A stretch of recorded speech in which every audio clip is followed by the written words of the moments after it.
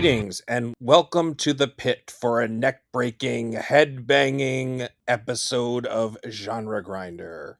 I'm your host, Gabe, the Blood Blender Powers, and with me today is returning guest, Justin Blackwater Clark. Today we're looking at heavy metal horror movies. How you doing, Justin? I am doing good. I am, well, quite apt to my name. I am very cold and my voice is gravelier than normal. So, yes, Okay. it all comes together. It all comes together. Awesome. So this was technically my idea because when I was thinking about what I wanted to do with Justin, I think of him as one of my metal friends. And I was always a punk rock kid, but I like to pride myself, especially as an adult, on broad musical tastes. And thanks to Christine, the last decade or certain 13 years now have been me kind of being reintroduced to a lot of metal and sort of discovering what I like and what I don't like. And there's 20, 30, almost 30 years of bands I just didn't know about that I've been catching up on. And Justin has been helpful in this regard. When I ask him, when I say, Justin, I like Gojira, what's like Gojira? And he thinks for a second and he goes, how about this? And I go, okay. And yeah, you're in a good place. You have 30 years worth of music to still run through where people aren't going to be screaming in your ear, oh, that's not real hardcore. You have to go and listen to actual hardcore. You have to go listen to Blender hardcore, so whatever genre they come up with this week. And the punk rock scene is just as awful when it comes to that, where like, oh, you can't listen to that band, they sold out, or they play too many chords, or some other bullshit. So fans can be exhausting. And I suppose I should acknowledge that I called it heavy metal horror because I like the way that sounds, but most of these movies don't feature what modern heavy metal fans would consider heavy metal music. Just because I was going to mention that part of it, because like, despite what I said, just like every heavy metal fan has their own genre names and whatnot. I'm sitting here through most of it. I'm just like, God damn it, guys! Like, I know it was the '80s. Yeah, we're this really more hard rock. Yeah, a little bit of that, slight hair metal thing going on. I watched a couple that I didn't make you watch that had even more of the hair metal thing. And then there's some that, we're going into new wave because some of these are 80s movies. And so there's some of that poppy stuff. Which, to be fair, there's good hair metal. And like one of the movies we do, like the tunes are actually pretty decent. Yeah. It's just that the band looks like, well, we'll get there. Yeah, let's go. We'll get there. There's none of these are going to be, I couldn't find any interesting movies that are like starring, Iron Maiden lookalikes, so we're not going to have there's not a lot of fun early 80s, late 70s kind of metal. And I think all these movies are too old for death metal to have really been a mainstream. They barely, that we're talking about when I was in high school in the late 90s, and death metal was sort of becoming a mainstream thing, but this is the era that I miss, because I don't know if I ever told this story about how I actually got into metal. I will spare some time here, but basically I didn't get into it until like the mid 90s, which is, for a lot of metal fans, that's the dark ages, just for not that much was going on.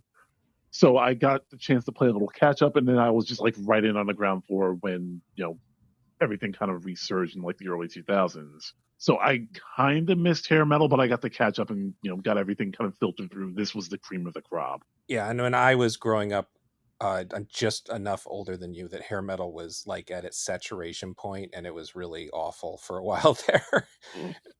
There's always those documentaries where they're talking to some hair metal band, and then in the background you can hear the riff from Smells Like Teen Spirit, and the narrator goes, but everything was about to change. I've seen that in like 30 documentaries.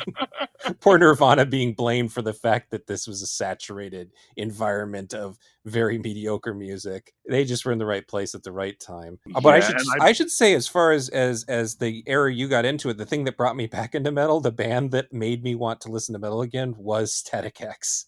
So I have no like a cool guy leg to stand on here. I really liked Static X a lot. No, Static X is good. It's just that, and I was mentioning this when the documentaries were out, but just my greatest fear is like I'm going to be in like my mid 50s, and the documentary where it's like, but everything was about to change, and it's going to be a Woodstock 99 thing. Yeah. Just, it's Limp Bizkit about to play break stuff there, and that's when metal goes away for a little bit. Yeah, there were definitely obnoxious bands of that era. I think that's the biggest issue, but we're Right. not going to have to touch on that because we were none of these movies were quite that. Well, one was technically that era, but it's almost the least metal of the ones I picked. So I should also acknowledge that I ended up sort of picking these, and that Justin had picked Green Room and Mandy, which are both.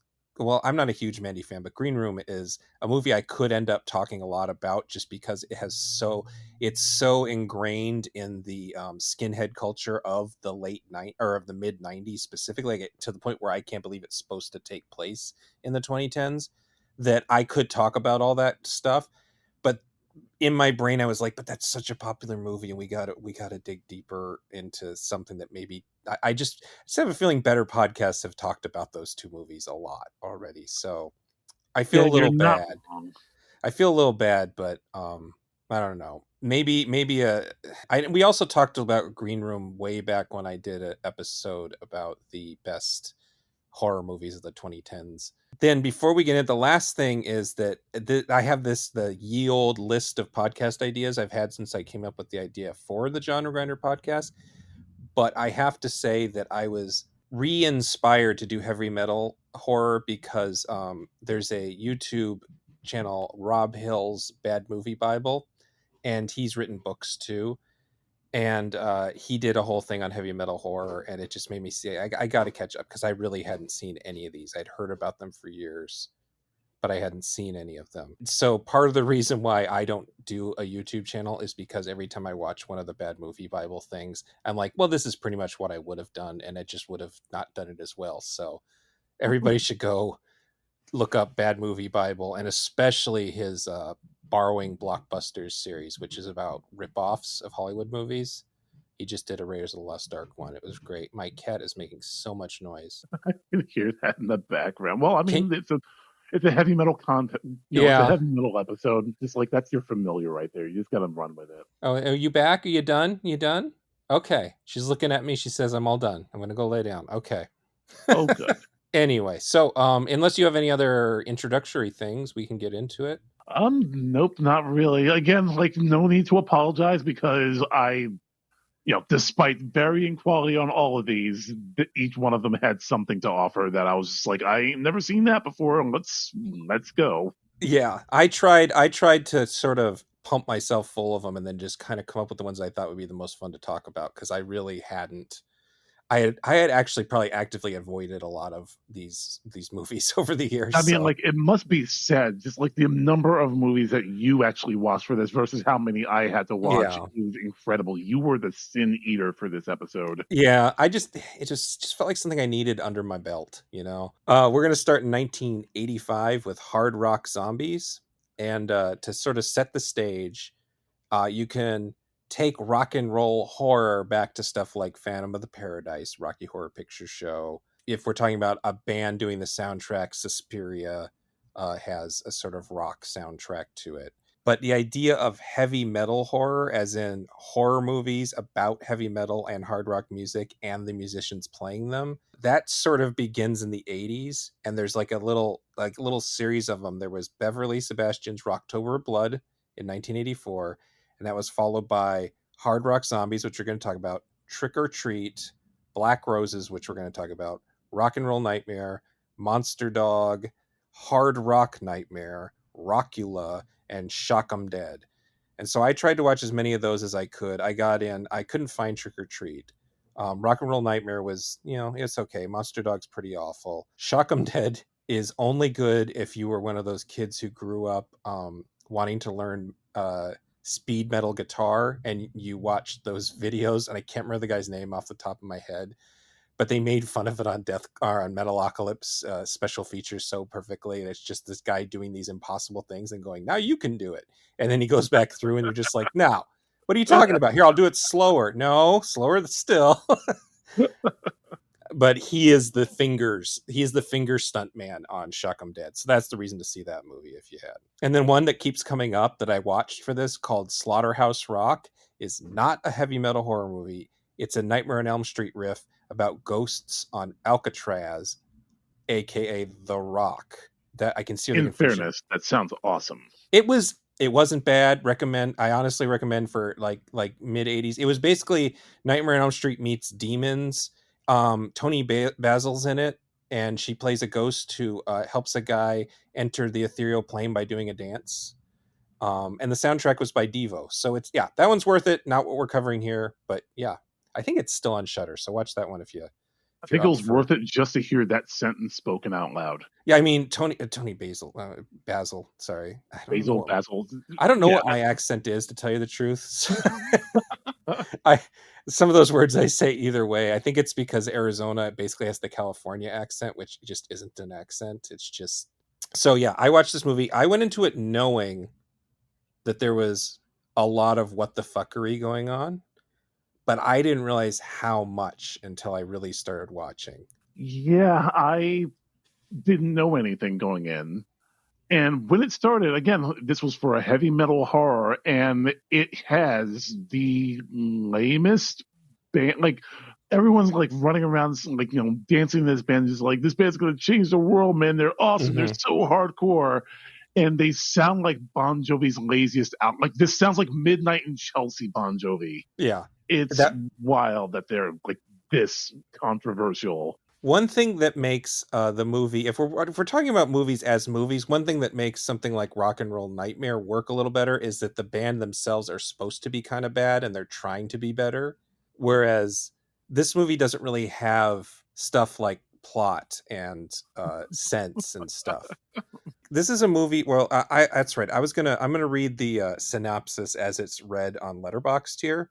Oh, It this ought says to be good. it says a hard rock band travels to a tiny remote town called Grand Guignol to perform. Populated by Hicks, Rubes, werewolves, murderous dwarves, sex perverts, and Hitler, the town is a strange place that doesn't stop the band's lead singer from falling in love with a local girl named Cassie. After Nazi sex perverts kill the band to satisfy their lusts, Cassie calls the rockers back from the grave to save her. So, I mean, those are all things that technically happen in this movie. Yeah, like on paper, yes, that is exactly what this movie was about.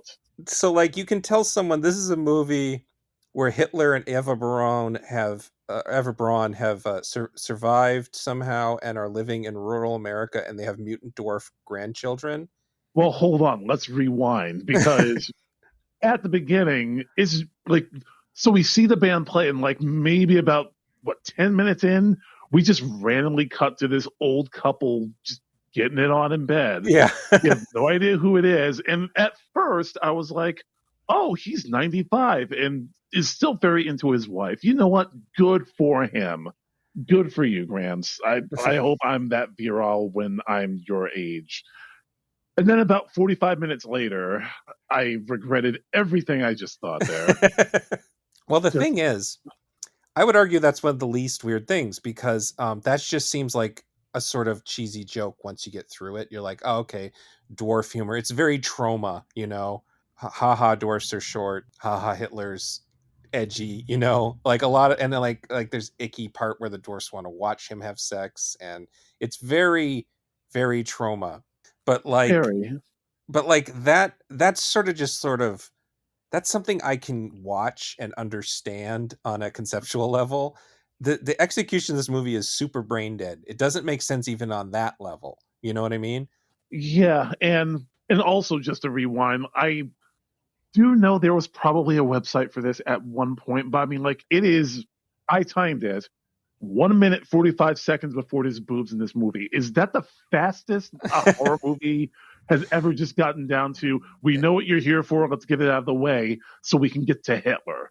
There's got to be something that is literally just opens on breasts. I can't think of it Right. off the top of my head, but there's got to be some grotty little grindhouse thing that is Exactly. just like opening credits over breasts. But it is But pretty just fast. Yeah, but just to move on from that again, like it goes to boobs, it goes to murder, it goes to perv mutants, then it goes to band, then it goes to Gramps getting it on in bed, 95 years old, and then they get to this town, which is like it feels like it's trying to be the Texas Chainsaw Massacre house, except expanded out to an entire population. Well, did you ever see the movie 2000 Maniacs? The I original. did not. So I think that what they were going for was 2000 Maniacs is a very early gore movie. It's silly, it's fun.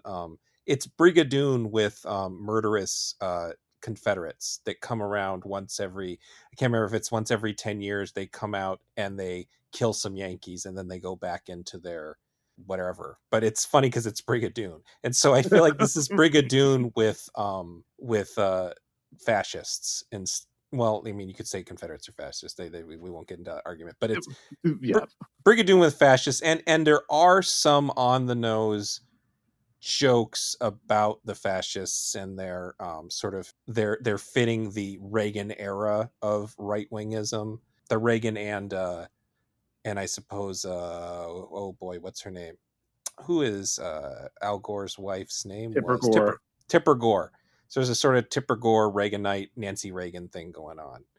Yeah, I had forgotten for the longest time just how prevalent the whole satanic panic thing was Yes. because we're so far removed from it. Yeah. And this is going to be a recurring theme, but just like, God, like they really were afraid of rock and roll corrupting the youth back then. And it seems so Well, especially like because rock and roll had been unfathomable. around for like 30 years. It wasn't like a new thing. It was just sort of repackaged. True, but Um, like even like by metal standards, like what yeah, like you have like I mean I always put like Beatles Helter Skelter as like the first metal song. So like yeah, 1969 and it's like 25 years of just like hardcore music, and these guys aren't even the hardest band imaginable, and they're acting like they just saw Slayer for the first time. yeah. But yes, this was something people took very seriously. And I think that Satanic Panic thing, if I really wanted to break down heavy metal horror, it like almost has to take place in the Reagan era during the Satanic Panic. It's almost a requirement. If I was gonna if like I had to write a book about this, I would be like, that's how I'm gonna narrow it down. It has to be during the Reagan era, 80 to 88, and Satanic Panic has to come into it somehow. Just like But you need something there to freak out the straights, and yeah, again, like this is what was freaking out the straights at this point in history. this is on Blu-ray, and I think there are extras. I just didn't want to go out of my way to buy it. There's a making of documentary, so I some of this might be explained, but from what I was able to figure out, the reason this movie makes no sense is that it was designed to be a movie within a movie for the film American Drive-In. There was supposed to be a movie called Hard Rock Zombies playing on the screens in the background of this movie American Drive-In, which is like, kind of Porky's at a drive-in, from what I understand.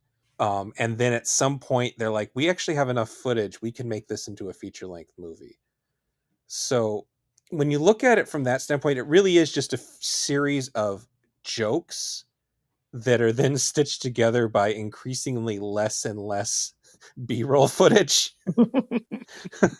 to the point where the movie ends with like they have this actress who can dance, so they just have footage of her dancing that they're just cutting in to fill time during things. Yeah, she's like the Pied Piper. Like, I mean, just a rewind on that as well. Just like there's just this random hot chick in this like group of hillbillies Yeah. who like she's just there to look hot and have a topless scene and whatnot. And like the band comes to town and like one of them tries to go like, okay, let's rewind. He walks into the house while she's taking a shower, is like, ooh, I want to go hit that. Strips naked, goes, hangs out with her in the shower. They talk about horror movies in the shower. She's like, have you seen Psycho? Produces a knife. He says, oh no, with all the conviction of like his soup came out of the microwave too hot. It's Yeah. the most hilarious shock face I have ever seen. Yep. And this is her role through the entire movie, and like just sneaking up on people, and these people not acting surprised at their surprise.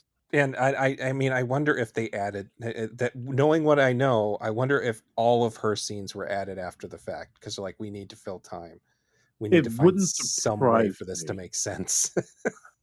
And I forget, was this like post Return of the Living Dead, where like maybe they were trying to like emulate it, trash being in there? it would have been released the same year. Okay, so not far enough where they would have been like, hey, we got a Yeah. great idea. Yeah, this would have been the. It's so funny to think this came out the same year as Return of the Living Dead and The Reanimator, two genuinely funny horror comedies. I think they're doing a Paul Bartel or Kentucky Fried Movie kind of thing, and it might make more sense if it was like Kentucky Fried Movie, where it was just skit after skit. But the effort in putting it into a ongoing storyline is what makes it, to people like me who look for weird movies, that sort of, it's like you have a fever and you took too much cold medication, and and you're trying to watch late night cable back in, the late 80s, when they would play the heavy metal music videos, and then you have like your dumbest edgelord cousin making Nazi jokes in your ear the whole time too.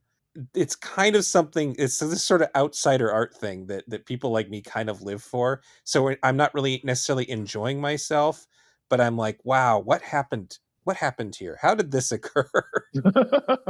And my whole thing, like, it makes sense that they just kind of expanded out the joke too long because, yeah, and let's just go through it now. Like the band comes to town, they start getting offed. They are brought back to life by this, this special bass riff that can reanimate dead things. Hmm. Which, to be fair, that bass riff is kind of awesome. It sounds like early Opeth kind of going on. I was just like, hey, this is the best thing you played all movie. Good for y'all. Yeah. That happens. The band comes back to life fast enough to get to the real twist, which is the old man who like runs this house they're staying at is actually Adolf Hitler Yeah. and Eva Braun, who intends to just raise an army of the dead to go kill all the Jews? Question it's mark. it's not even clear that they have any sort of plan. Like in some scenes it seems like the people in the town don't know that Hitler and Eva Braun live in town, and other scenes some of them seem to know, and some there seems to be a plan. In some scenes it seems like the parental groups that are worried about this are genuine. Right. And the thing is, like, that twist happens, and then, like, the band is undead, and they finally, like, get in their minds to go kill Hitler. Uh-huh. And by the time, like, all the zombies are surrounding Hitler, they've, like, finally taken him down. I thought that was the end of the movie. Yeah. And then I looked at the clock and saw it was halfway through the movie, Yeah. and It was something in me felt so nauseous. it's exact same thing. I started to get up and like I was gonna go get a drink, and I hit pause because I'm like, it's probably just the credits. And I I looked at the timeline and went, what? Wait, exact same thing happened to me.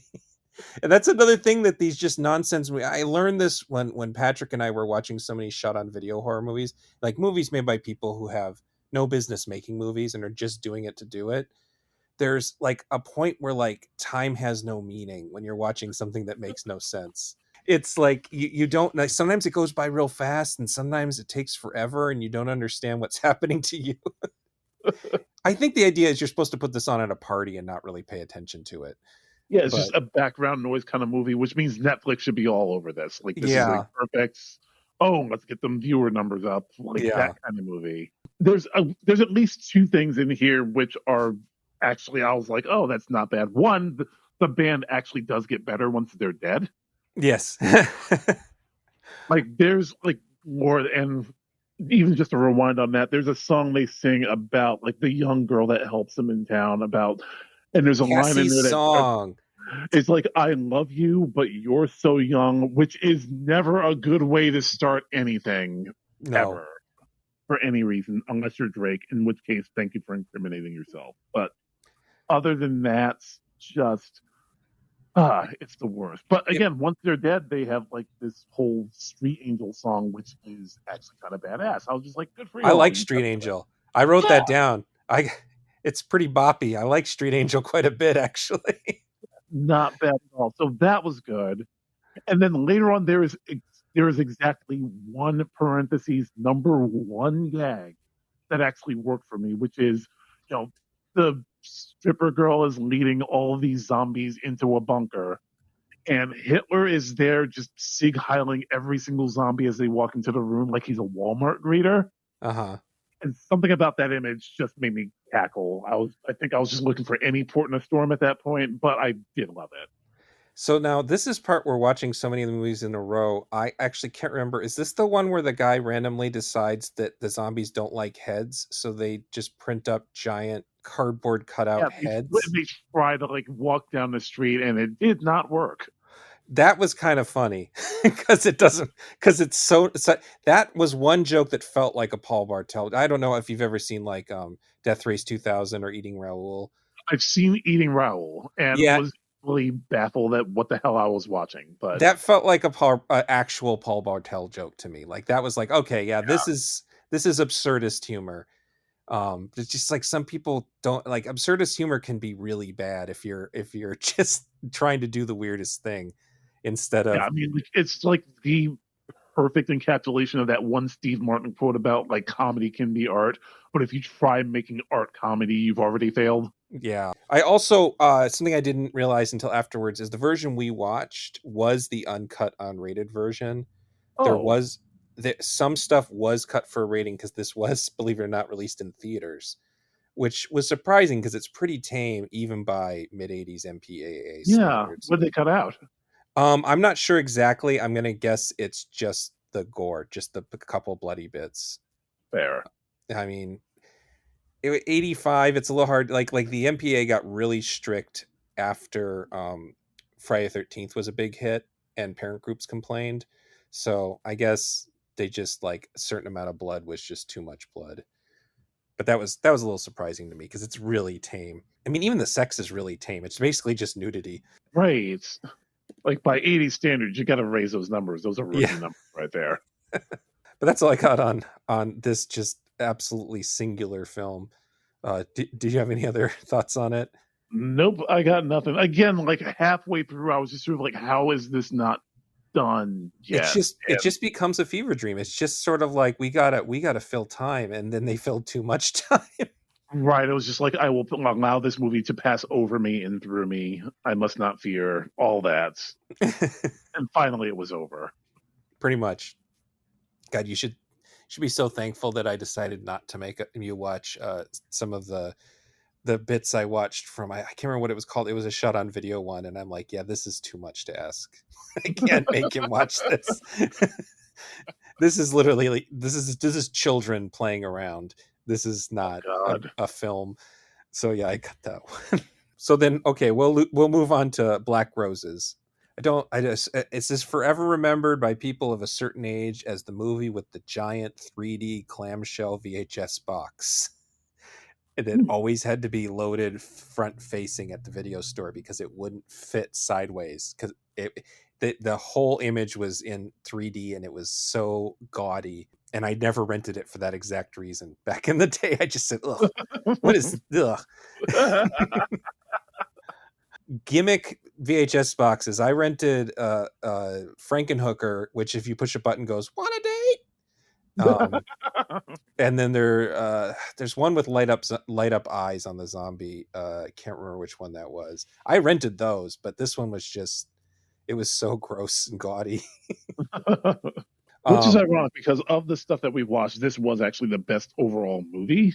yeah, I mean, I think this is the definitive platonic ideal of a heavy metal horror movie. This is like if you say, "Hey, let's watch a heavy metal horror movie." I think Black Roses is like what I pictured in my brain. People really don't like it, but I thought it was the better of those other ones I watched. It Yeah, it just sort of wasn't bad. Like again, like I have issues with the actual music, but even that wasn't terrible. I mean, just like you're on the right track. Just I do not believe you're the devil, sir. I'll read the attempt at whoever filled in on Letterboxd what they say. Oh, they didn't say much. Teens in a small conservative town are turned into evil demons thanks to the music of the titular heavy metal band.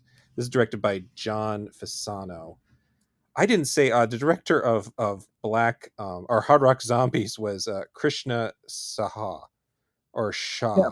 Shaw, that was sorry. the surprising part. Just like this Indian director doesn't have anything else like hard rock or metally or even like all that trashy on his resume, and No. that's what he did. Yeah, I mean, American Drive-In is his other most famous movie, and this one's more famous. The movie he made to go in American Drive-In.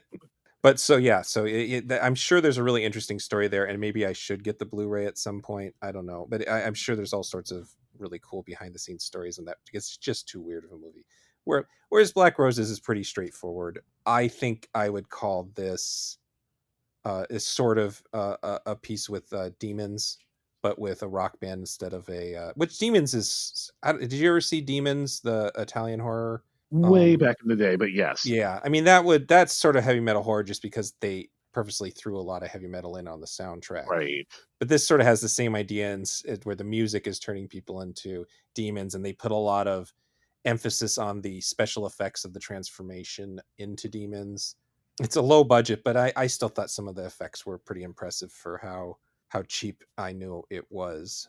Yeah, for the budget, it's actually pretty effective. Like, there's one transformation in there, which is like, they kind of screwed up with just like this weird purple glow around it. But Mhm. the actual makeup effect under it is actually pretty impressive. So Yeah. it's got that. What's interesting about this one is it is a real band backing up. The lead singer is an actor, but the rest of the band is a real band. Ah, They're mostly members from King Cobra, both with K's, King Cobra. hmm. I don't know if I should get into this so early. I'll go back to it. We'll go back to who King Cobra is because there's something kind of there's some interesting things going on there. The fact that it's a real heavy metal band, the storyline, it being like rural, rural suburban, overtaking, goes way more into the Satanic Panic thing even than the previous one. There's sports cars. There's a chrome title font. The school bully body slams a guy wearing an Iron Maiden shirt. There's a cool teacher who wears a hoodie with a turtleneck, and he's played by a daytime soap super hunk John Martin, and he's teaching Whitman. And it was so funny to me because the cool teacher at my high school, also taught Whitman. It's like, oh, it's Mr. Acosta, but with a turtleneck. Like you said, it's kind of that quintessential metal horror kind of thing of just one, the Satanic Panic is there, but like this really leans into the parents are all suburban and lame and they suck, aside Yeah, from the teacher and his giant Tom Atkins mustache. But yeah. I all mean, the other, go ahead. I was gonna say it's sort of halfway between satirizing the parents because the parents are definitively lame in the movie's eyes, but then also the parents aren't, they're not wrong. The music is turning their children into Right. demons. So it's like, God, look at these lame people. But like you think like a really good version of this, which I'm sure exists because there are a lot of movies we didn't watch, and there's been a lot over the last 10 years. But a good version of this is one where it turns out that the parents are the bad guys and that the metal band's the good guys. But that's not where they were at with this. Yep. Uh, Again, it was the 80s, different yeah, vibe. But even then, like, yeah, just like every single time you go to one of these parents, only it is every 80s music video, like the start of every 80s hmm music video come to life. Just like yeah. the It's just parent does not like thing kid is doing. it's Oh no, but they we're listen not to gonna metal. we're not gonna take it, and parents just don't understand, all wrapped into one. Right. um, So one of the parents is Big Pussy from The Sopranos, and when I saw that, I was just like, I did a Leo point straight up at the screen. Yeah, Vincent Pastore, and he maybe gets the best death in the whole movie. He gets eaten by a speaker goblin. Right. Yeah. Like that was legitimately shocking, even as cheap as the effect was. Yeah, it's like if you want to picture it, if you don't feel like watching this movie out there, it's sort of like what if Videodrome had a lower budget and instead of video equipment, it was audio equipment killing people. It kind of looked like that, Yeah, and that it, one was kind of rad.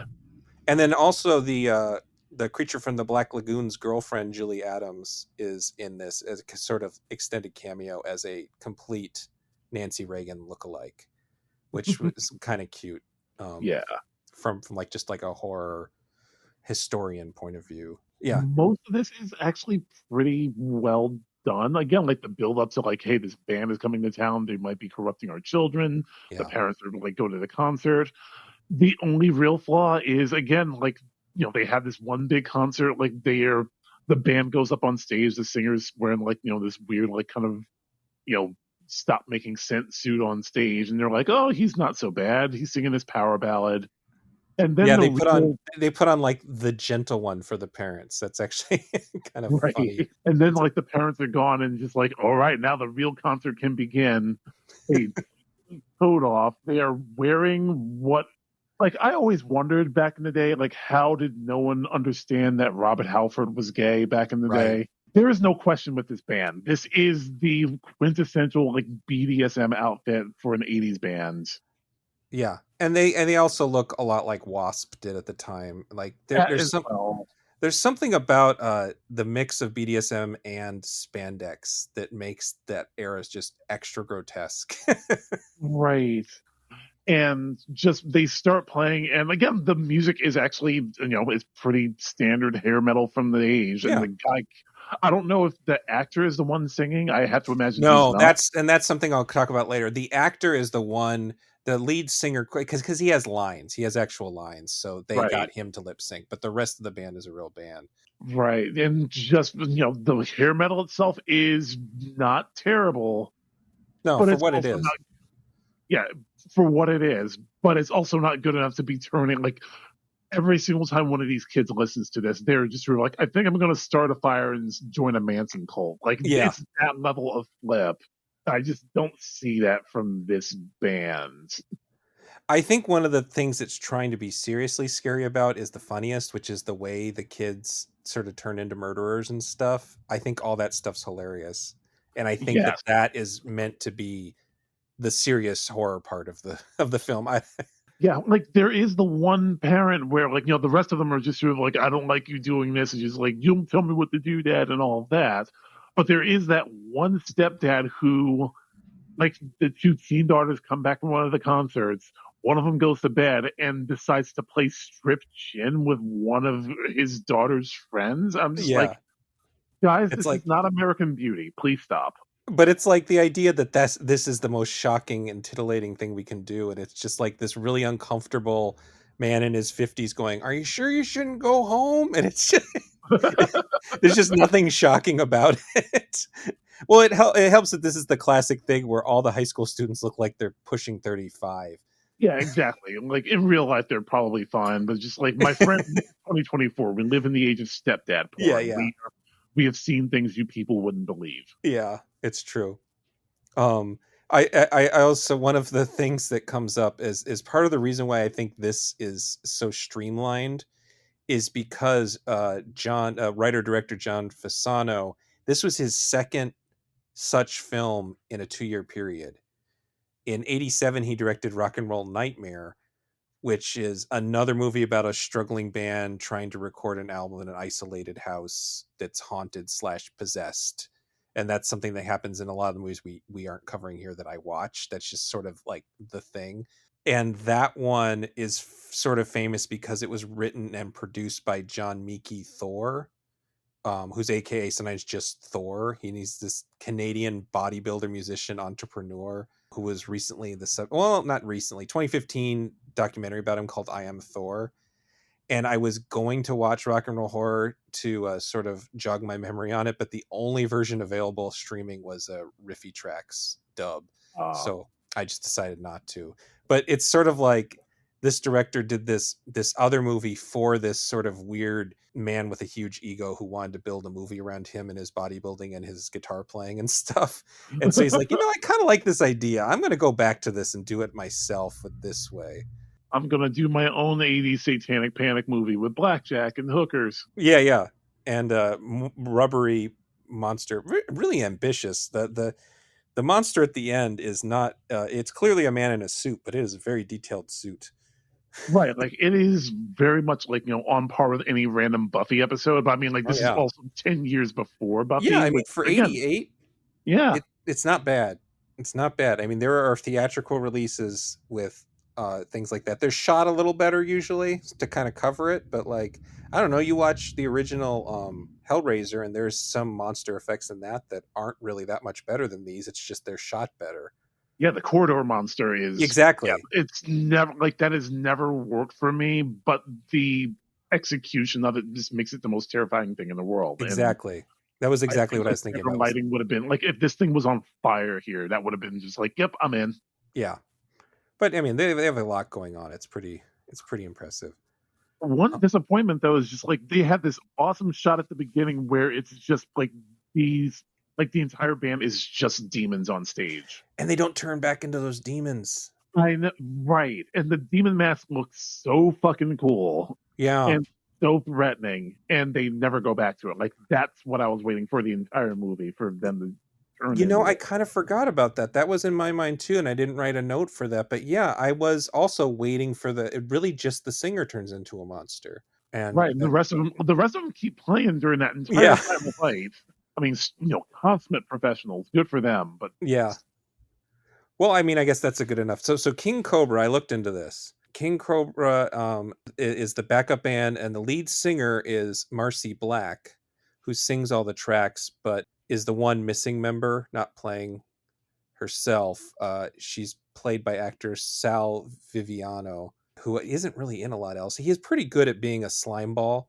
I'm yes, surprised he didn't have a bigger career. Like he really feels like someone who would play the jerk in a Nightmare on Elm Street movie who gets killed, and you're like, "Oh, good, thank God that it was guy died." very much giving me like a Christian Bale kind of vibe before Yeah, Christian Bale was even a thing. So yeah, yeah, a little. good. Yeah, that I like that. Especially when he's doing Shaft and American Psycho, that kind of Christian Yes. Bale. Yeah, but Marcy Black came out as trans back in 1993 Oh wow. and continued recording music as lead singer and a solo artist. And I was really impressed by that. You don't, but it was funny because I was trying to find. I thought that that Sal Viviano was the singer. And so I looked up Marcy Black and I'm like, there's just these pictures of this blonde woman. Like what is this guy? And then I'm like, oh, that is her. Okay, I get it now. But so I thought that was cool.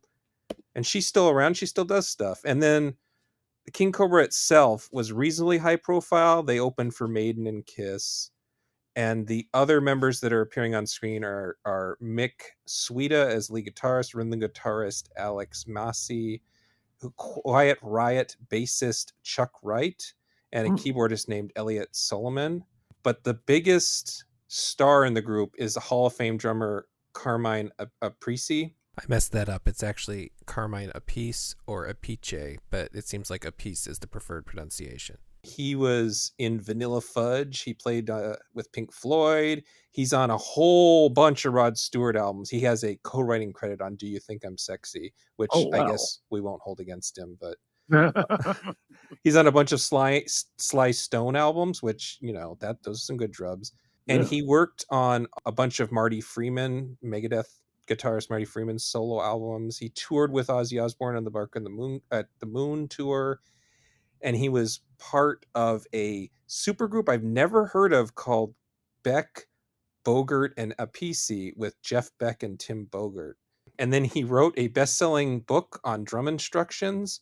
And according to the man himself, he was fired from Ozzy Osbourne's band specifically by Sharon Osbourne. Ozzy liked him, Sharon hated him.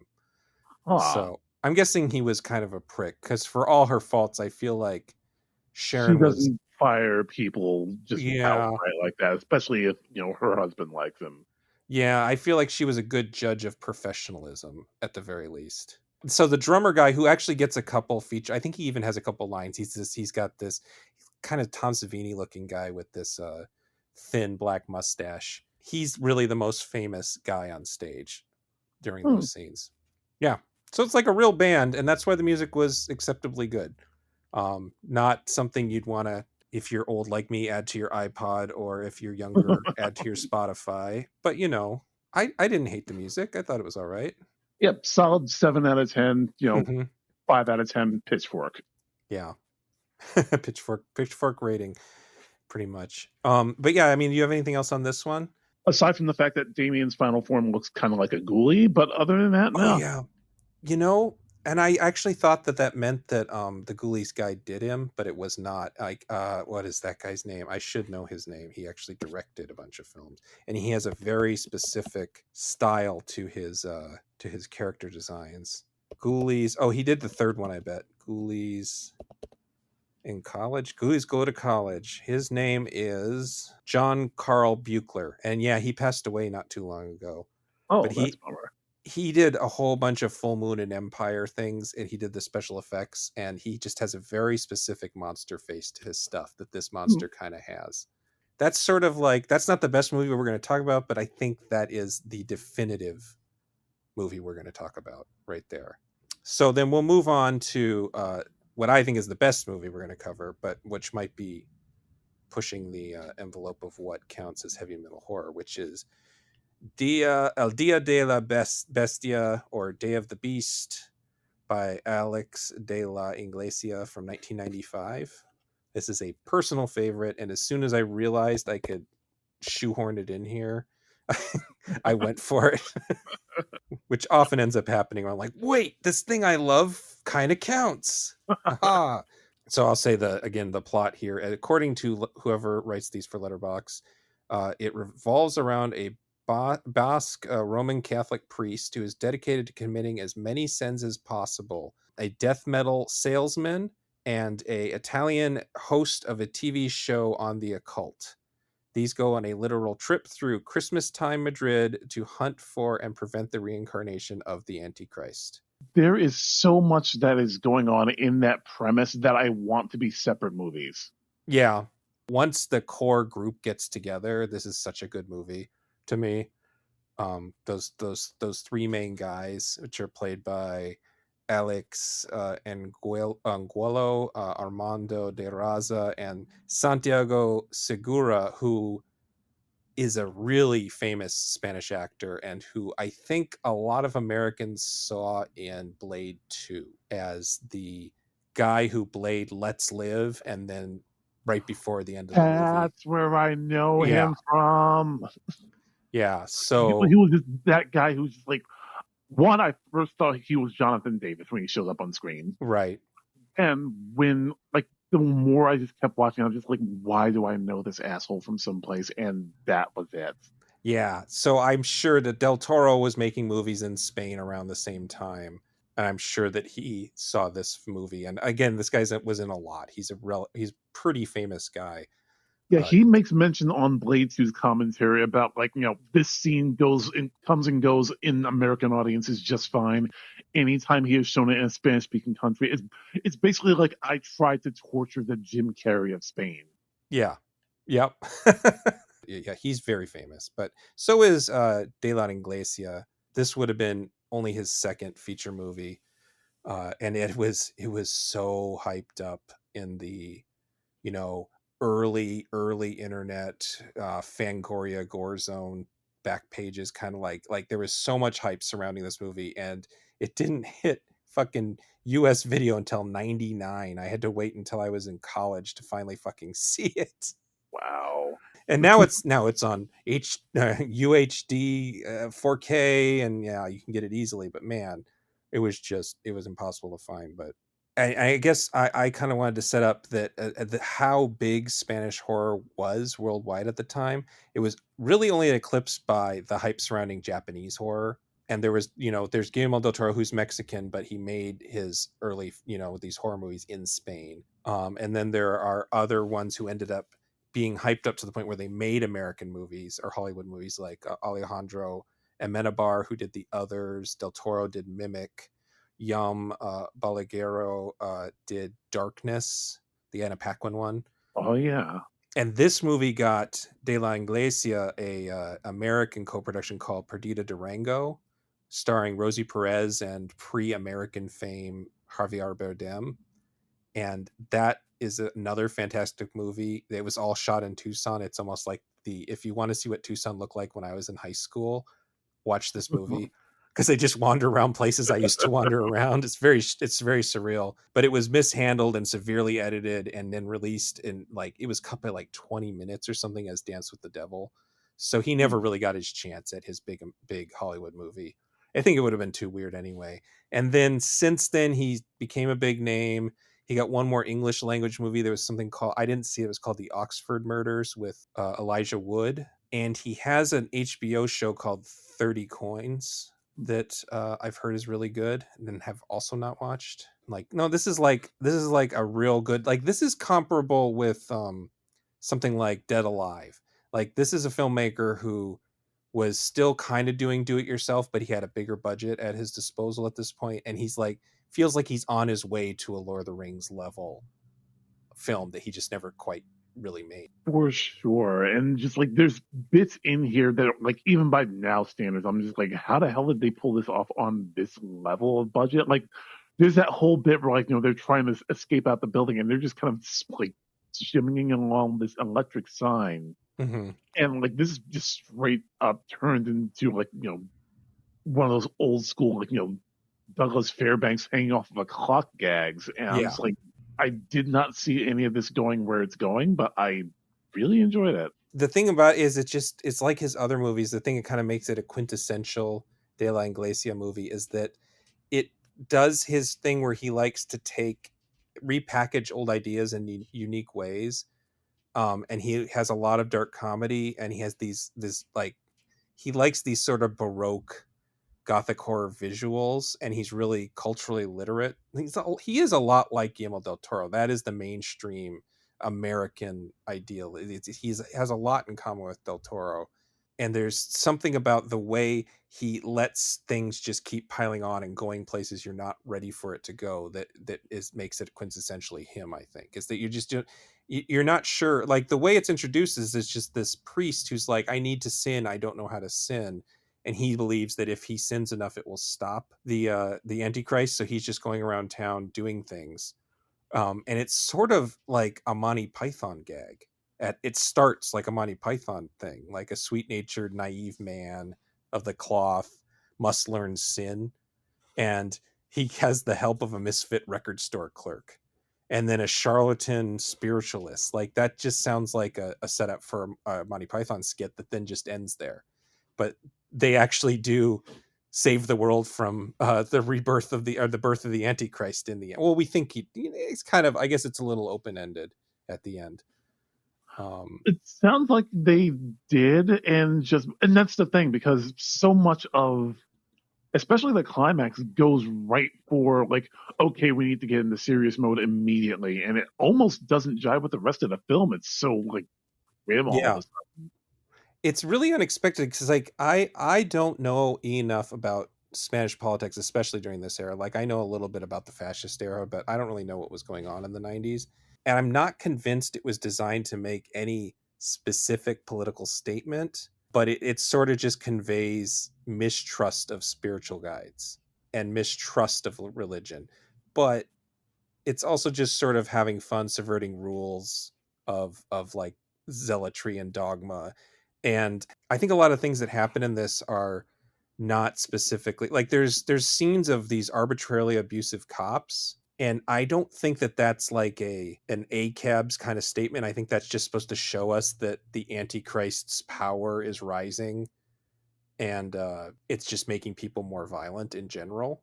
I think that he's making really generalized statements, and it's also like you said, it feels like it's from another movie because the record store Satanist becomes like, he's not born again, but he becomes the hero for God. He's one of three heroes of God, and he he really buys all in to helping out in the end. So I mean, Also, it's I just because it's my favorite musical ever, just it warmed my heart that like his whole thing was just like, wow, you really are a man of the cloth. Have you ever seen Jesus Christ Superstar? You know that song Hosanna? oh yeah, I have a note on that. I tried to research that. So yeah, she's remembering the fact that Satan is being brought back with this really strange building that is this sort of like arched twin towers is the best way to And I put it. never looked up whether that's a real thing or It not. is. And this is Oh, way, I mean, this is way before the 9/11, so it has nothing to do with that. There's a making of documentary that comes along, and they don't really get into specifics, but everybody in the making of documentary keeps saying something about like, oh, and then there's the Puerta de Europa towers, and ugh, I mean, everybody sees that, and we know what that is, and like nobody was really saying what is it? You need to tell me. I'm ignorant. I don't know what happened. But there was like, I understood that there was some meaning in that becoming Satan's temple, and so I looked it up. And well, again, I thought it was because it looked like devil horns, but part of it was that it was available because it was still under construction.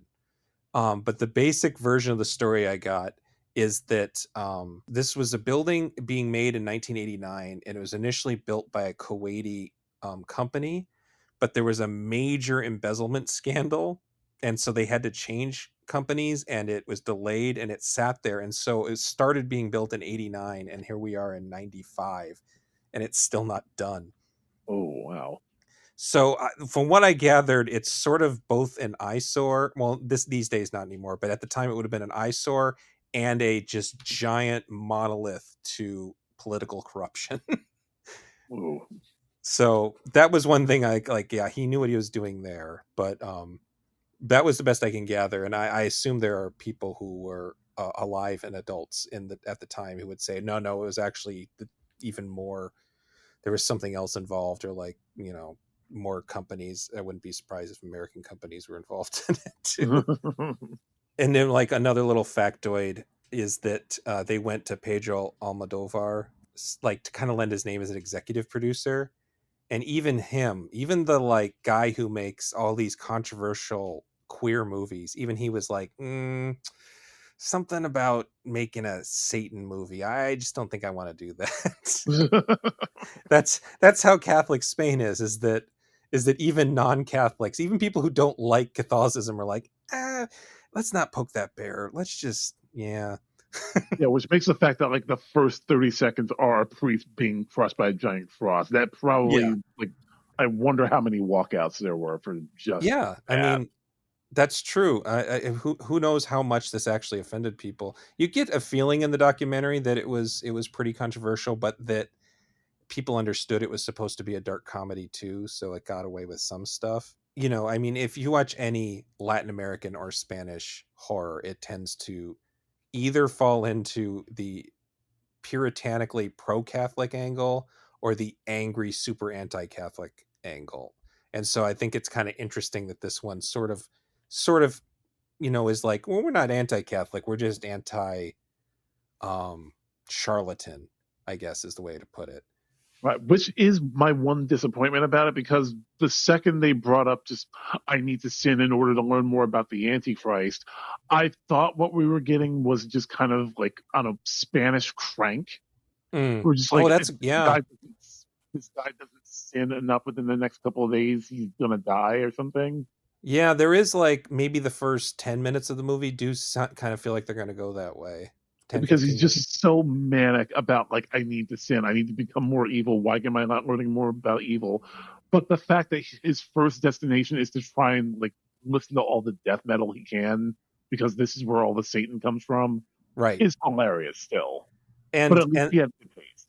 that's the only thing that really makes it a heavy metal horror movie, other than the fact that the Satan is a pretty gnarly Satan that actually when it shows up it's pretty cool and pretty metal, but Yeah, we will have to get that. But just yeah, like the fact that he walks in the very first album he goes for is like, oh yeah, he has it written down as Napalm Death because obviously nobody pronounced it correctly when they yeah. told what the band was. But again, they went for Napalm Death and just like you know what, good, someone had good taste. Good job. Yeah, I mean, that big band in 1995, holy shit. Right. Napalm Death and Cannibal Corpse were where it was at for those guys. Oh yeah, I'm surprised they didn't go for that because if you're gonna go again, the problem with the previous two movies is if you want me to believe that Satan is going to come out of the ground and ruin the earth, the song you want is going to be the one that's like about hammer smash faces and Hmm. whatnot, not whatever the hell the Roses were singing about, Soldier of the Devil or whatever it was. Yeah, and I suppose in this case, part of the point is that the Satan music is actually has nothing to do with it, and he is misunderstood, and that the moral panics have pushed him the wrong way. Yeah, Um, they're just like sitting there having a mosh pit, having a good time. That's not where the evil's coming from. no, Also, it must be said as a side note, what was with the early 90s and the fact that every hard rock metal concert had to have one chick dancing on top of a table?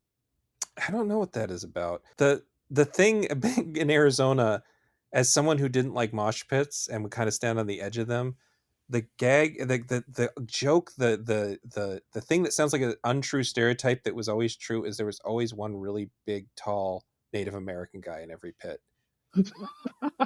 It was just the way it was. And nobody would mess with him. And it was not always the same guy, but there was always at least one guy just standing in the pit where everybody else going around him. Yeah, It's Arizona most of the thing. shows, most of the shows I've been to, it wasn't native, but like there's always just that one guy who's just sort of like, your job is to bounce against him. Yeah. Yeah. And for some And reason, it was sadly, always a like native guy. me being 6'8", like I'm usually that guy. Right. So if I That's a haven't seen him in the pit, it's because I've been that guy. Yeah, I mean, that's part of the reason I don't like pits is just because I've always been tall. I've not always been big and overweight. I was very skinny, but I was tall, so I became such a I would get plowed into all the time, and I just did not have the bone structure to take it. I'm not as tall as you are, but I'm above average height. So, and I was my height when I was pretty young. So you go to a teenager show, I was definitely tall for teenager. Yeah, every pit at this point is my physical fitness check for the year. Just like Yeah. if I can survive being slammed into by some dude who decided to go wheeling around the pit for a second, I'm in pretty good shape. I should be okay. Like I knew I need to get back to the gym when like somebody took a head or two into me at a Slayer concert, and I was just like, oh shit, my ankle. I was just like, Yeah. okay, back to the gym for me. It's time. It needs to be leg day. A lot of core strength too to not get shoved over. Yeah, like your center of gravity needs to be very low. Your legs need to be at like a perfect angle, or else you're just gonna get toppled over. The thing is that I talked about this at length. Then I ended up cutting it all out of the podcast. But like, I was really into the ska scene when I was in high school, the punk ska scene, and for some reason, it was really big in the Southwest. Hmm. And the problem there, which we would have talked about if we would have gone into Green Room, is that all the local skinheads love ska music. So their version of a pit, like the skank hole, I don't know what you even call it, the dancing area, would become really violent because even if they're the anti-racist type of skinheads, they're still skinheads and they just want to cause damage and fight. And so I just learned to stop doing anything. Which all that would be surprising, but again, like I live in Massachusetts, and the Dropkick Murphys Oh have yeah. a reputation of if they even see a single fucking red lace at their show, their lead singer will jump off and escort you out personally. I actually went to college with a guy from Boston right when Dropkick Murphys were sort of getting their national appeal. And yeah, he was really militant about that kind of stuff. It was, Yeah, like again, like they're the Dropkick Murphys. They basically play for drunk. They basically play for St. Patrick's Day all year. yeah. But their lead singer, like the entire band, is just they are vehemently pro. Like they're pro worker. They're pro alternate sexualities. Everybody. They do Yeah. not fuck around with people at their shows. Yeah, and that's the thing is the skinheads aren't necessarily that. That's the last thing I actually want to talk about with this movie is that the metal part of it is this guy and the Seguera character, and he has this authenticity to him that is I don't know if this is still the case with people these days, but back when alternative rock was really picking up, and you get a lot of CD stores that would have like imports and stuff like that, there was always a guy like him at most of these stores, and he wasn't necessarily the main guy. He wasn't like the guy running the shop, but he was this guy who's just sort of annoying, but he's so passionate and genuine, and he really does want you to learn about the music he loves, that I just think there's authenticity to the character, that this sort of mid 90s metalhead guy who just wants to share what he does.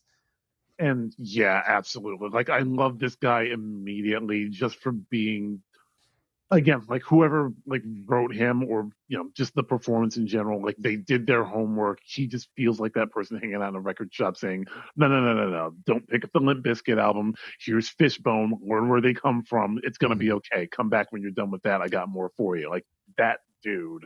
He's kind of he's kind of an antidote to the character Jack Black plays in High Fidelity. Right. Or he's not trying to gatekeep the music. He's just sort of Right. like, "Oh shit, you have good taste. Well, come on back. We got more for you." And again, I feel like that's, and this is me going on old man rant here at this point, but just like I feel like that guy is missing from culture. Hmm. where you just like you had that one person who like he is your gateway to everything cool and will keep that with you, as long as you want to keep going back to him. I definitely had guys like that when I got into horror movies. Guys who were like, "Oh, so you're into this? Okay, like check this out.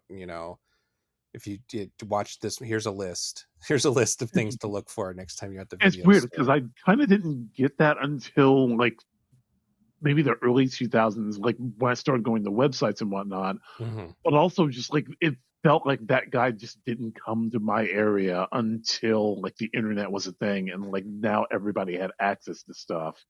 'Cause I feel like a lot of like the early horror movies that I was watching, a lot of it was like, okay, so when you go back home and you go to LimeWire, here's where you're going to look Hmm. for.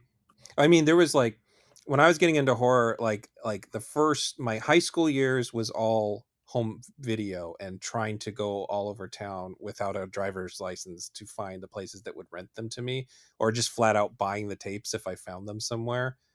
And then when I get to college, then DVD hits and companies are like, we need to put out whatever we can on DVD. So then suddenly all that stuff got a lot easier to see, and it sort of changed everything.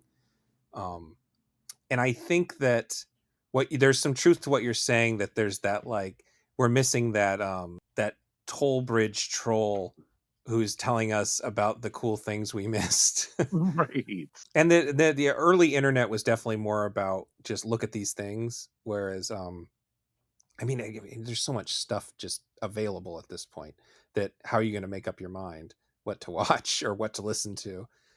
Right. And just again, like I think the movie does a really good job of just like introducing you to this guy who's just passionate about his thing. Yeah, And when he finds out all the imagery from his album covers was real, he's just equally excited about like, getting on board with that.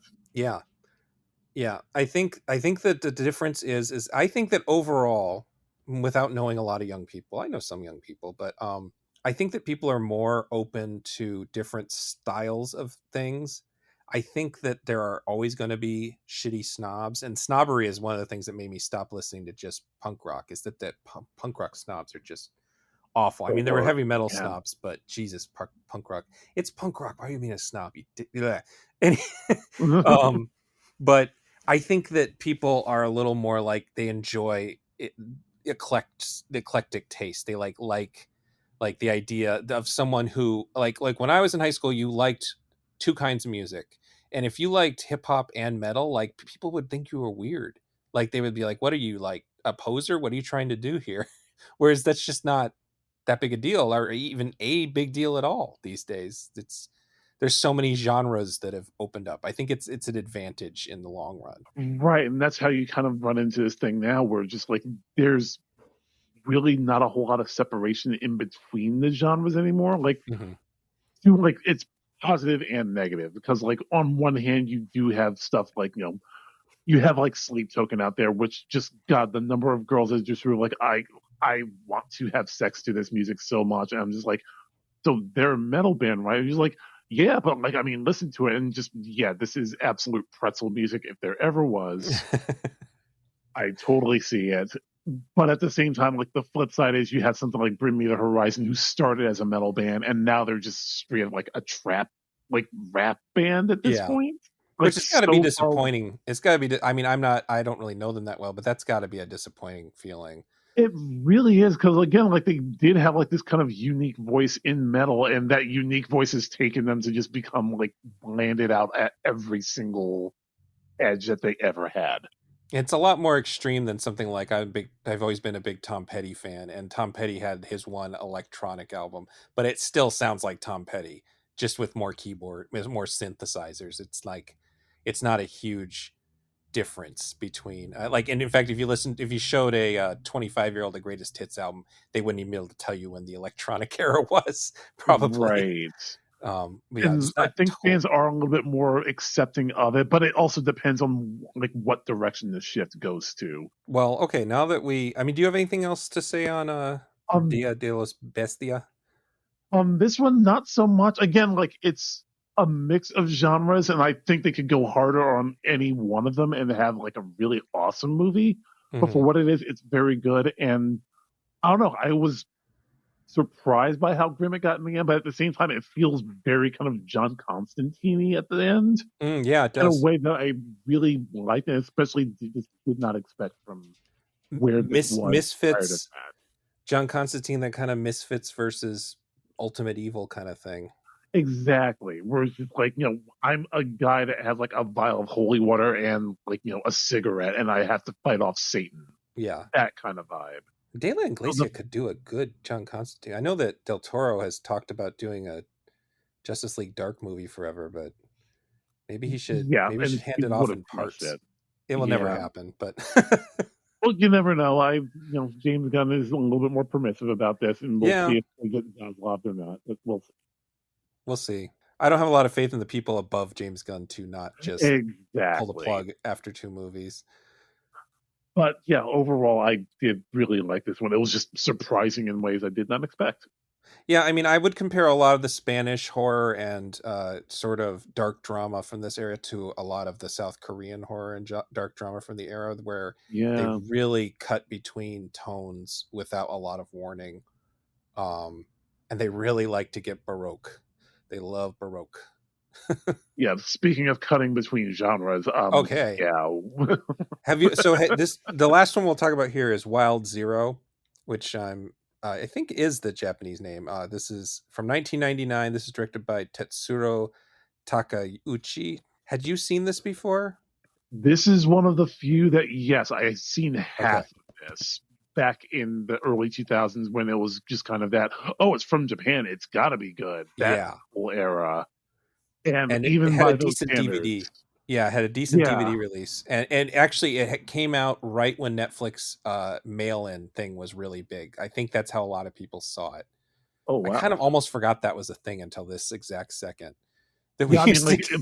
yeah, that's funny because I remember I got this because someone burned a CD with the file on it for me, There you which is go. how long lived that was. This one has a very funny nondescript, and not that you can really narrow this movie down, but the letterbox thing says only legendary Japanese garage rock band Guitar Wolf can stand between a race of aliens and stand between a race of aliens from this see now somebody needs to this is the syntax is all wrong. I'll read exactly what's written. Only legendary Japanese garage rock band Guitar Wolf can stand between a race of aliens from destroying the Earth with an army of zombies. Let's just say that's. I'm gonna preface this one like I was saying how big Spanish horror was. Well, Japanese horror was the biggest thing in the basically once Ringu comes out, suddenly everybody like, oh shit, we got to get our Japanese horror is the new thing. We got to get in on the ground floor here, and so you end up with a lot of movies that are made for the Japanese video market, which is crazier than our already weird video market in America, and you get this sort of series like you basically mostly have ghost stories like Ringu and The Grudge and those things, but every once in a while there'd be these weird things that are like homages to the Evil Dead and stuff like that. And so the movies that all kind of came out at once that I ended up seeing on bootleg DVD were Ryuhei Kitamura's Verses, which is I Yeah. think the one most people saw. Yes. um, Atsushi Muroga's Junk, which might be the worst of all of them, and Naoyuki Tomomatsu's Stacy Attack of the Zombie Schoolgirls. And I think given that this movie Wild Zero was actually filmed in Thailand, I think it's fair to include the Thai film SARS Wars, which is a title that really really, I mean, like it was timely at the time, but now post COVID, it's like, ugh, don't name your movie that. Yeah. And the Hong Kong film Bio Zombie by Wilson Yip, which was a zombie romantic comedy 6 years before Shaun of the Dead, and it's a pretty good movie on its own. Though, of course, we just thinking about Dead Alive, Brain Dead, 1992, Peter Jackson. That's really the first zombie romantic comedy.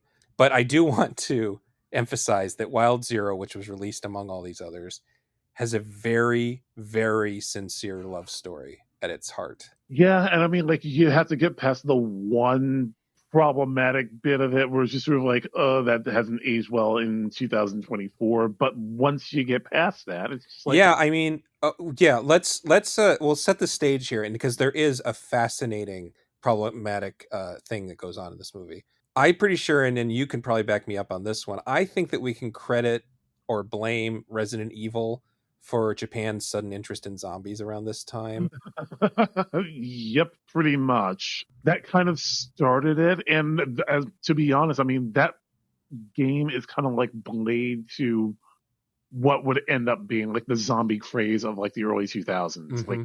And it, well, and as I remember it, this movie has two main characters who are love interests, Ace and Tobio, they meet at a gas station, and that has to be a Resident Evil 2 reference, right? Like, it really it seems like they were going for Resident Evil 2, but I haven't played the original in such a long time. I don't remember if I'm just confusing the original Resident Evil 2 with the remake that came out. nope, the original did start with like this weird little vignette. It's just you couldn't play it in the original. So Okay. it would make sense that maybe there might be a little bit of that in there. Cuz like Resident Evil 2 was it was before 99, so that they would have had it in mind. It was like what, 98 It was maybe? 98, yeah. Yeah, that feels right. I think that of those movies I mentioned, that Wild Zero aged the best because it's not too long. And like, if anybody who's seen Versus knows, it's a good time, but holy shit, it's more than 2 hours long, and that there's no reason for it to be that long. Um, and it's not locked into being a comedic homage to George Romero. It's sort of its own wacky thing. It's just And like it every 30 seconds, some new like story is being told. It doesn't all hang together, but every single one of them is weird and funny in its own right. and like it could be taking place in 1960, 1980, 1999. Like, it's not it I'm definitely cheating by calling this a heavy metal, because there is one background death metal song that you can barely make out that's being played when they're driving in the car. But Yeah, for the we, it's not metal, but at the same time, like the energy is right. yeah, I mean, it's I would call Guitar Wolf is the name of the band. I would call Guitar Wolf punkabilly. They call themselves jet rock and roll, but it's sort of like the Ramones meets the Misfits, but with a rockabilly kind of edge to it. And there's a lot of additional music from other bands that's rockabilly. Yep, that sounds about right. And just like again, that whole Japanese boom at the beginning of the 2000s, I remember them like it was like them, Duran Gray, a couple others, where just like there was just all this Japanese music all of a sudden running around, Hmm. and I remember them just being like kind of at the forefront of just like, well, they dress like they're in Greece, but they Yes. sound like the dirtiest like garage rock band you've ever heard, and intentionally so. Like, a lot of the songs sound like, oh God, what happened to the sound on the movie? No, no, no, no, no, no. That's just how they sound. Yeah, exactly. It's just like suddenly the music is being recorded through a loudspeaker instead of a microphone. Right. I'm trying to remember the name. There was a Japanese band that did a lot of covers of Misfits songs that I had. Oh, I think Balzac. But they're a cool band that got more and more metal as they kind of outgrew the Misfits kind of Hmm. straight punk thing, power pop thing. They're a cool band, and they're more like, if you want hard Japanese music from this age, I would look into Balzac. Yeah, but Balzac. well, also again, like you had Duran Gray around there, which like Mhm. they knew their role almost entirely. Like all the drama, like basically like Duran Gray is the reason you have Devil May Cry as a series. Like that is Yeah. exactly the vibe they had, and they played up to it like you wouldn't believe. Now, and I guess an anime has a lot of metal influence in their music now too. Like, holy shit, that second Attack on Titan, it might be the third. I don't remember. It's been a while. But one of the opening titles of Attack on Titan is one of the better metal songs. I Yeah, can't like remember. so. There's always been that like not entirely inaccurate joke that just like Japan's musical culture is always 10 years behind Yeah. us. Yeah. And just when all this was coming out, like they were just getting out of like their kind of late 80s phase of music, like going into like grunge and like industrial and heavy metal. And what I didn't realize until I actually watched this movie just this year was the movie Streets of Fire.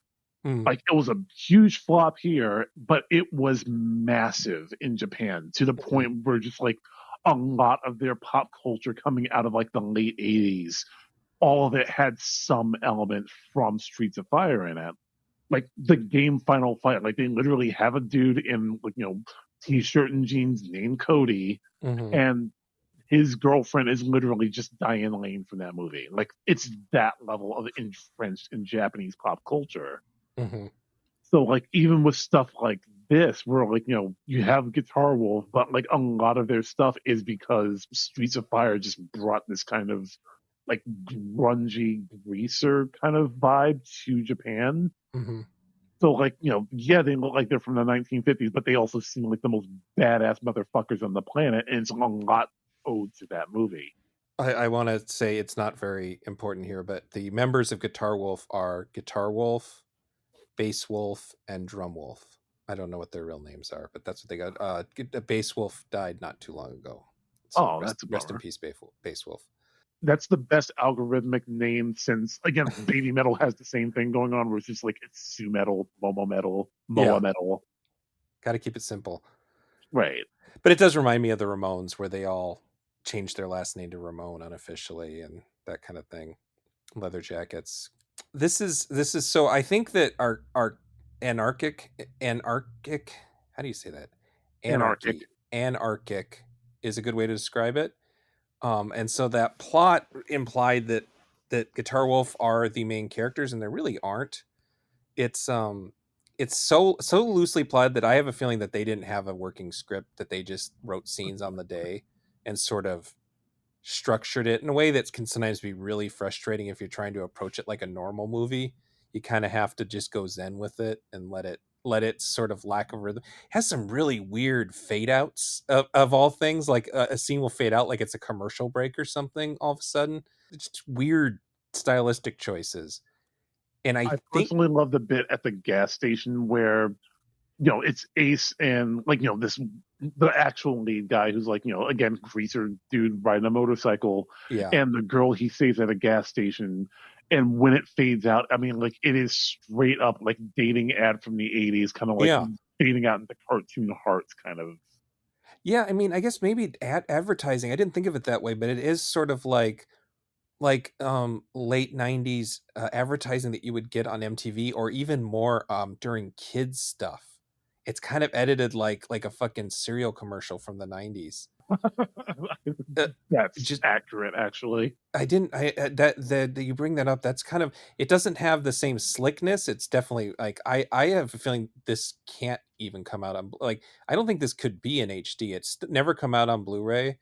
But I don't think it was shot using HD cameras. I think it was shot using earlier digital video cameras, and that DVD quality is the best it's ever going to look. It's one of those movies where just like I don't think 4K would do it any favors. There's no use in trying. Like I had to No. watch this on YouTube because it's not streaming anywhere. Yeah, it's gone. It's sort of gone, and it's nice that it's on YouTube. Which I mean, it must be said. Like I do appreciate that YouTube has become like this weird repository for like, oh, there's no disc and nobody knows who the license holder is. Well, guess what? And then you just keep uploading it every time somebody Yep. finally. I think what they were going for here was a sort of ensemble cast, Pulp Fiction colliding stories, retro throwback thing. I'm sure that I haven't read any contemporary reviews, but I'm sure someone called it Pulp Fiction meets Mars Attacks, and then just didn't watch the rest of the movie. And then Christine rightfully pointed out that From Dusk Till Dawn was probably another big influence, and I completely forgot about the impact of From Dusk Till Dawn at the time. But yeah, Yeah, there. I had a video in my recommendations after I had watched it from someone who even pointed out that like one of the side stories involving these three criminals on the run, like literally they found a dude who looks like Japanese Steve Buscemi. Yeah. Well, and they also there's a sort of military. They don't really say what her job is, if she's with the military or if she's a survivalist. I'm not sure. She seems to belong to some sort of underground group, but she has the same tribal tattoo that Clooney has From Dusk Till Dawn. It's just much much smaller on her arm. One person that people might recognize here is the actor. I'm gonna probably butcher this name, but Yoshiyuki Morishita. He ended up in Kill Bill Volume 1 as this creepy, gross salaryman that Gogo Yajirobe guts in her flashback. He plays this just failed Buscemi-like criminal in Wild Zero. Oh, yeah. No, now I remember. Yeah. Tarantino would have been prepping Kill Bill around this time, so He it seems absolutely likely that cast her because of this. Yeah. yeah, it seems likely to me because this, I mean, again, it had a pretty big DVD release, so it was on people's minds, and I can just picture Tarantino looking for anything that he hasn't seen before that's new when he's Yeah, in. this would have been Tarantino bait at the time. And this is Yeah, like, what, 3-4 years before Kill Bill? Just, yeah. yeah, he absolutely saw this. I wrote here. My note is that for a lot of the movie, Guitar Wolf is sort of a Greek chorus that is also a Deus Ex Machina, and also Guitar Wolf himself acts as Ace's Jiminy Cricket, and I don't think that's literal. I don't think he's literally appearing. I think that this is just what Ace is going on inside Ace's mind personified. I don't think that the idea is the real Guitar Wolf is coming to him and giving him life advice. Yeah, like when they actually show up on the scene, they're actually in the scene. But like for the most part, we're just like he's looking to Guitar Wolf because he's just so cool, Yeah, and they and have like rightfully so.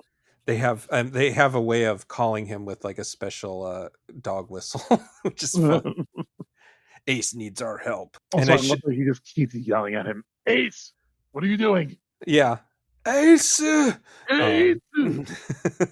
I want to reiterate that it's tonally and structurally a potentially very frustrating movie because it's just never wants to be one thing. It just doesn't want to. And so I could see people watching this and going, why are you suggesting this? But I was surprised how much it still appealed to me. I really was afraid I would watch this after having not seen it for 20 years and it would be like, like, ugh, this is definitely 1999 Gabe crap and he's not into this anymore. Before we get to the problematic stuff, I do want to emphasize that there are lots of gory zombie kills, but they're never like unpleasant. They're like fun gore, like cartoonish. The music is like wall to wall to the point where it's like they forgot to turn the radio off while they were filming. It's just always music playing.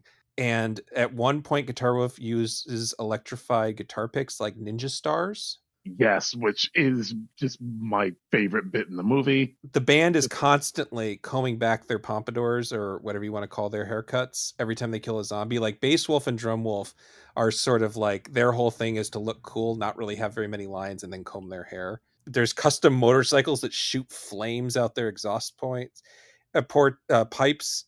And one of the borderline problematic things that I actually really like is that the Yakuza baddie wears hot pants. And it's sort of like it feels a little bit like a gay joke, but like as the movie goes on, he's not gay. He actually is like a misogynist, like rapist. But there's something just really amusing about this evil Yakuza guy who's always in women's hot pants. It's just really it's a really fun thing. There's something about Japanese movies, the really transgressive movies, and you see it a lot in early Takashi Miike films where homosexuality is used as a shock tactic, and you're never really sure where the filmmakers stand on the subject of it. But so they're just using it as a shock tactic. It's like, and so that will lead us to the element that's the thing that happens, and I'm just going to spoil this for you because it happens pretty early in the movie. Is that uh, Tabuya or Tabuya, whatever her name is, W. Tobio. Tobio is a trans woman. They obviously don't use that language here, but when her and Ace are first making out, she strips and there is an implied penis shot. And he runs away and he hides, and then she gets attacked and has to run away from zombies. And he has this whole, and like you're like, oh fuck, they're going to turn this into transphobic. This is going to turn into Ace Ventura all of a sudden. Mm. But I think that it's like immediately his Jiminy Cricket Guitar Wolf guy is like, I can't remember what the line is. It's a repeated line where, oh yeah, love has no borders, nationalities or genders. Right. And it's like that's like pretty damn progressive for what it is. And as soon as he realizes she's in trouble, he spends the rest of the movie fighting zombies, almost dying, trying to get back to her and help her. And it's never brought up by any of the other characters. And at the end of the movie, he just is accepted her, and they're a couple now. And so it feels like it's going to be bad. It definitely feels like it's going to be bad because there's definitely a haha she has a penis joke, but it goes unexpected places, and I kind of appreciate it for based on what it is. Yeah, that doesn't always happen in Japanese media where they'll just play the transness for a joke. And Mhm. again, bringing this back to my wheelhouse, like literally the last Persona game that came out actually had a whole like actually not even Persona, but this goes back to their previous game, Catherine, which there's a character who's like, this hot redhead who has been giving just amazing advice the entire game. And you find out in the third act that she's trans, and all of a sudden it's a big deal that like somebody slept with her. Mhm. And then by the end of it, it's more the big point that just everybody knows this person and who gives a shit like what she has between her legs. She's Yeah. just a great human being. And the same thing happens with Persona. And again, seeing this happen back in 90, like I thought like it was more of a modern thing in Japan where it's just sort of like, oh, they're more accepting of trans people. And then this happened. And I was just like, well, obviously someone's been trying to fight that fight for a very long time and just Yeah. didn't have the language we have for it now. And I don't know, there's something to be said, like I don't know about the modern misfits, but I can't imagine Glenn Danzig sticking up for trans people in a movie. And it's like this isn't the only there's a whole history of bands in movies, like my bigger point being that a band around this time of their genre, one wouldn't necessarily expect Guitar Wolf to be like, hey, let's have a pro. They probably saw it as a pro queer message and like homosexual message at the time. Again, it's hard to judge where people are coming from at the time, but the fact that they did it at all is just really Mhm. surprising. Like, God, the Ramones, you don't want Ramones touching this. You got assholes in the Ramones.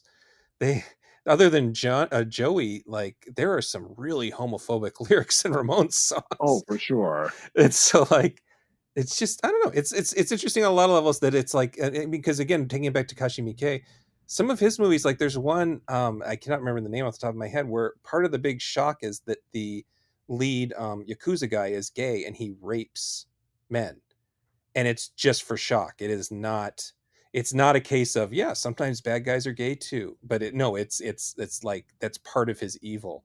And you Right. now expect a lot more from a filmmaker like that, but at the time it really stands out to me. Yeah, for sure. And again, we were just starting to have these conversations. Hmm. And again, you just didn't like the whole thing about Japanese film becoming popular around that time because they were doing the things that American film just wasn't. Yeah. And just again, the fact that that level of transgression was also leading to like just progression in general. Again, Hmm. a nice touch that I didn't expect again. And it was really a weird coincidence that I didn't put together that there were like the fact that the lead singer of Black Roses came out as trans way back in the early 90s. It's just weird coincidence, but at the same time you like that's metal music. Right. Just like doing having full control over your own body and your own sexuality is part and parcel with all of it. You can't really do like like conservative metal exists. I Yeah. mean, like Yeah. this is why Finger Death Punch has a career, Yeah. but at the But same time, like just the best of it is always going to be transgressive in that way. I mean just like even look at the mainstream. If you look at that one album cover for Motley Crue where they just look like attractive women. I remember being a kid and that just confusing me at the time. The one that always sticks out to me is the fact that like when Deftones were first starting out, I mean, like they just sounded like straight up just skate kids doing like Yeah. a trashy album. And their second album, like you would have Chino Moreno doing these interviews where he's just like, no, quite literally, I wanted to sound more like a woman on this one. I wanted a female vibe to this that no one else was doing. And that album to this day sounds like nothing else that came out that period. Mm-hmm. I don't know. I guess we're ending this podcast on a heavier note than I intended, because I pushed this back to the end. But I don't know. I think it's appropriate. I think it's interesting to look at like rock and roll horror movies, and I mean, if we take it back to the first two movies that usually get brought up are Phantom of the Paradise and Rocky Horror, which are absolutely gender bending stories. So I think it really is part of it. Yeah, because like I mean, horror movies in general are there to transgress. So I mean, it Mhm. just kind of marries very well with heavy metal trying to do the same thing. It was just very interesting, just going back to these ones from the '80s, where what they could do to transgress was look the part of just like a queer metal band, but not Mhm. actually like indulging in everything else along with it. But then by the time the '90s roll around, you just have like this very different vibe of just sort of like, we've gone as far as we can go with like, worshiping Satan and whatnot. We're going to have to transgress in a different way. And that's where they spread out to. Hmm. Yeah, people only take Satan worship seriously for so long, with the Right. And exception of fundamentalists. But most of the general public is like, whatever. At a certain point, when it comes to Satan yeah, worship. like, I mean, like one of my favorite bands at the moment is Behemoth. And like, they are dead ass serious about like, not wanting to like be down on Christianity, but just sort of like we worship no gods and Satan is the ultimate embodiment of freedom and all that shit. Hmm. But even then, everyone's just sort of like, "Yep, uh huh. Well, that's cool. Anyway, That's what's cool. on That's TV?" sweet in Like, a way. yeah, like that's Yeah, almost a throwback. Good for y'all. Just yeah, it's it's true. a very different thing to try and transgress in the 21st century than it was in the '80s and '90s. Who knows if that pendulum will swing back the other way? You can never quite guess these things. All right, I guess that's all I got here. Yeah, I mean, I don't really have a lot of final thoughts. This is just something I should continue looking into, because again, it's still around. There was a movie not too long ago called Deathgasm that got a lot of play. I didn't love it, but people really liked that one. I So mean, just the title alone sounds fantastic. yeah, yeah. But I don't know. You have any other final thoughts here, or should we wrap it up? Nope. I have meddled out for the time being, so All I'm right, good. cool. All right. Well, then I can be or where can you be reached? Are you still on anything these days? Am I still on anything these days? Well, regrettably, I do still have a Twitter. I'm still there at Justin of Clark. It's mostly all, I mean, it is all my work at this point, Yeah, just nothing else. exactly. But Same.